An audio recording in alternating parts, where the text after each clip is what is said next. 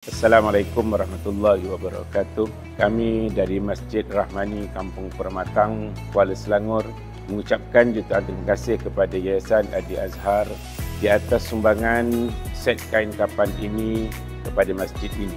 Untuk pengetahuan, masjid ini hampir berusia 100 tahun lebih, bermula daripada tahun 1916, dan kami sangat berbesar hati di atas sumbangan yang diberikan kepada masjid kami ini, yang mana dapat meringankan beban ahli waris, terutamanya ahli waris yang tidak berkemampuan dalam menguruskan jenazah ahli waris mereka. Terima kasih di atas keprihatinan Yayasan Adi Azhar kepada masyarakat di sekitar kami ini.